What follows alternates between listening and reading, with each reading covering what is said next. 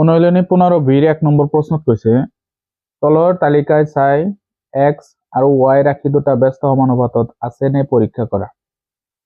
তো ইয়াত আমাৰ দুটা তালিকা আছে a নম্বৰ আৰু b, দুয়োটাই আমাৰ পৰীক্ষা কৰিব লাগিব যে এইকেইটা আমাৰ ব্যস্ত সমানুপাতত আছে নে নাই। গতিকে আমি ইয়াত সূত্ৰ ব্যৱহাৰ কৰিম x1 y1 equal to x2 y2 equal to x3 y3 তেনেকৈ আমি সূত্ৰবোৰ ব্যৱহাৰ কৰিম। এইটো হ'ল আমাৰ ব্যস্ত সমানুপাতৰ সূত্ৰ। এনেকৈ গৈ থাকিব, লাষ্টত হ'ব আমাৰ xn yn। তেতিয়াহ'লে আমি যদি এটা এটাকৈ কৰোঁ x1 y1, x1 ৰ মান হ'ল 15 আৰু y1 হ'ল 10। ইয়াত আমি কি পাম 150। x2 y2 20 into 12, ইয়াত আমি পাম কিমান 240। দেখা যায় আছে এইটোৰ লগত এইটো মান মিলা নাই, গতিকে আমি কি লিখিম যিহেতু x1 y1 not equal to x2 y2,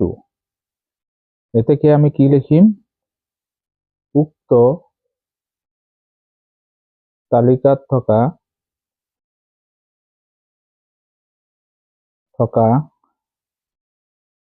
x আৰু y ৰাশি কেইটা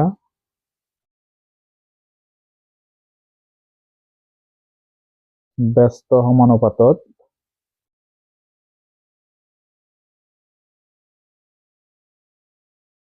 নাই, ব্যস্ত সমানুপাতত নাই। তাৰপিছত আমি লিখিম b নম্বৰটো। তো b নম্বৰত আমাৰ ইয়াত মান দিয়া আছে x আৰু y ৰাশিৰ মান হ'ল 24 10 30 8 38 46 আৰু 64। তো ইয়াত আমি সূত্ৰ ব্যৱহাৰ কৰোঁ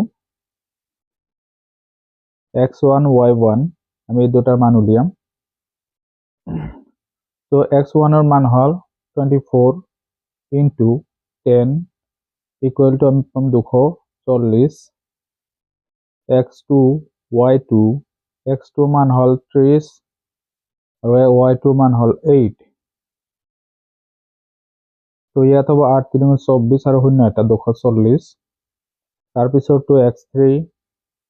y3, গতিকে মিলিলে আমি গোটেইকেইটা কৰিব লাগিব, মিলাই চাব লাগিব। ইয়াত 40 into 6, 4 6 24 আৰু 0 এটা হ'লে 240। x4 y4 equal to 60 into 4, 4 6 24 0 এটা। তো গোটেইকেইটা মান ইয়াতে মিলি গৈছে, সেইকাৰণে আমি লিখিম যিহেতু x1 y1 equal to x2 y2 equal to x3 y3 equal to x4 y4, এতেকে উক্ত তালিকাত থকা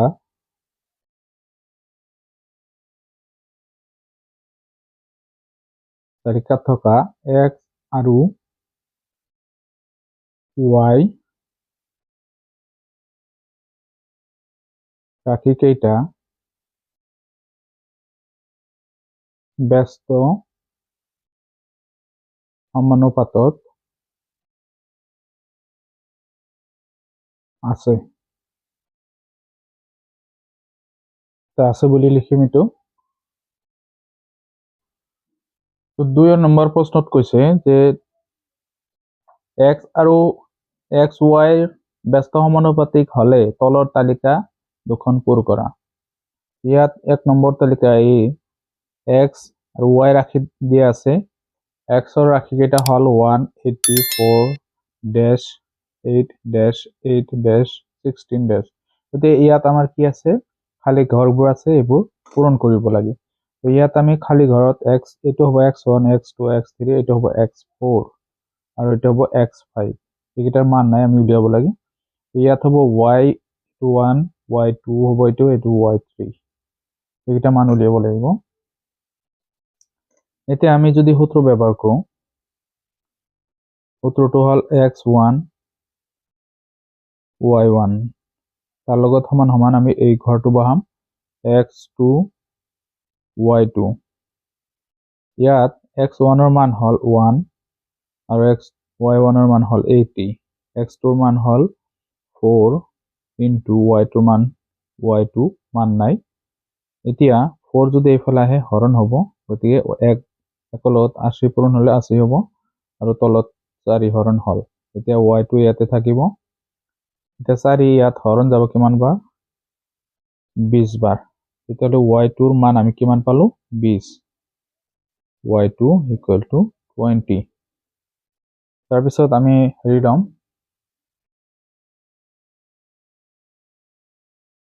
আকৌ আমি x1 ৰ লগত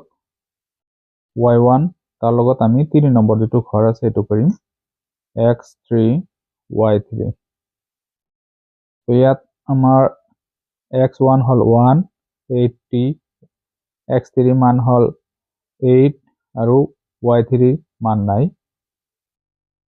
ইয়াত যদি আমি হেৰি কৰো 8 এইফালে দিও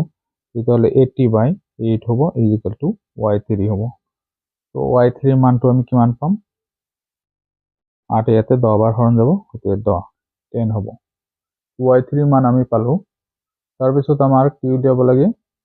আমাৰ ইয়াতে হেৰি আছে x4 এইটো উলিয়াব লাগে আকৌ আমি সূত্ৰ ব্যৱহাৰ কৰিম x1 y1 equal to x4 y4 যেহেতু এইবিলাক সমান গোটেইকেইটাই সমান সূত্ৰ হিচাপত x1 ৰ মান হ'ব আমাৰ 1 into y1 80 x4 হ'ব x4 ৰ মান নাই into y4 ৰ মান হ'ল 8 তেতিয়াহ'লে ইয়াত আমাৰ কি হ'ব 80/8 equal to x4 তো ইয়াত 10 বাৰ হৰণ যাব x4 equal to আমি কি লিখিম 10 এইটো মান পালো এতিয়া আমাৰ উলিয়াব লাগে আকৌ হেৰি x1 y1 equal to x5 y5 ইয়াত 1 into 80 equal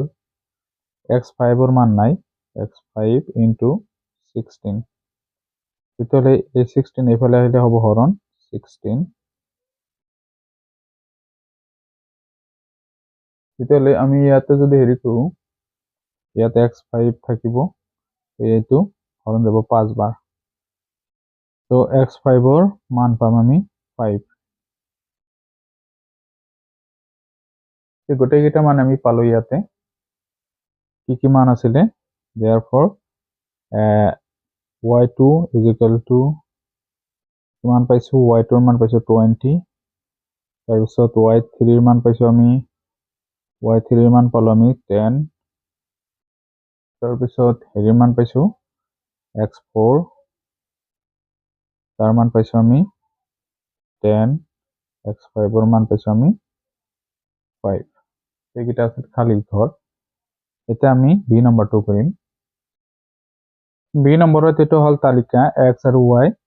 মানবোৰ ইয়াতে দি আছে কিন্তু কিছুমান খালি ঘৰ আছে x2 এটো x4 y3 এইবিলাকৰ মান নাই এইবিলাক আমি ড্যাশ আছে ইয়াত আমি মান ধৰিছো এটো x1 ৰ মান এটো x2 ৰ মান এটো x3 এটো x4 এটো y1 y2 y3 y5 এটো ইয়াত y3 x4 আৰু x2 দিব লাগে তো সূত্ৰ হিচাপত আমি যদি কৰি যাও যেটো x1 equal to y1 equal x2 y2 তো ইয়াত আমাৰ x1 ৰ মান হল 35 আৰু into 27 তাৰপিছত x2 ৰ মান হল x2 ৰ মান নাই y2 ৰ মান হল 21 তে 21 এইফালে আহিলে হ'ব হৰণ 35 into 27 divided by 21 equal x2 এতিয়া হাতেৰে কাটিলে ইয়াত 3 বাৰ হাতেৰে কাটিলে 5 বাৰ 3 ইয়াতে হৰণ যাব 9 বাৰ গতিকে 5 9 গুণ 45 x2 ৰ মান হল 45 এতিয়া আমি যদি 2 নম্বৰ ঘৰটো কৰোঁ তেতিয়া হ'ব x1 y1 equal to x3 y3 তো ইয়াত মান বহাই দিলে x1 35 into 27 equal x3 হল 63 y3 তো ইয়াত এইটো এইফালে আহিলে হ'ব হৰণ 35 27 divided by 63 equal to y3 রয়ে গেল 9 রে কাটিলে 7 9 গুণ 63 তো ইয়াত 7 বার যাব ইয়াত 9 3 বার যাব তো 7 ইয়াতে হরণ যায় 5 বার 5 3 গুণ 15 হ'ব y3 এর মান তো y3 is equal to 15 এইটো পালো এতিয়া আমি নেক্সট কৰিম তাৰ পিছত x1 y1 equal to x4 y4 ইয়াত x1 এৰ মান 1 সৰি হেৰি আছে 35 into y1 এর মান হল 27 equal x4 এর মান হল x4 এর মান নাই y4 এর মান হল 5 তো 5 এফালে আহিলে হ'ব হৰণ তো x5 into 27 divided by 5 equal to x4 এইটো 7 বার হৰণ যাব ইয়াতে হাতের এইখিনি পূরণ করলে 7 8 গুণ 49 9 7 দুগুণ 14 আর 4 18 দেখো 89 হব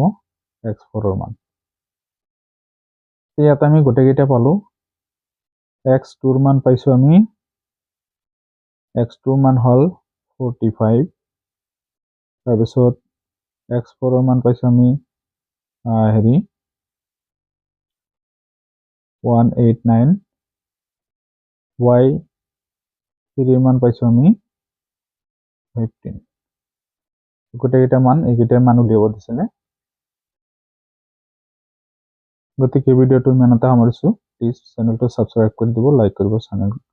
আৰু শেয়াৰ কৰিব পৰৱৰ্তী ভিডিঅ'বোৰ পোৱাৰ কাৰণে আমাৰ চেনেলটো সাবস্ক্ৰাইব কৰি ৰাখক ধন্যবাদ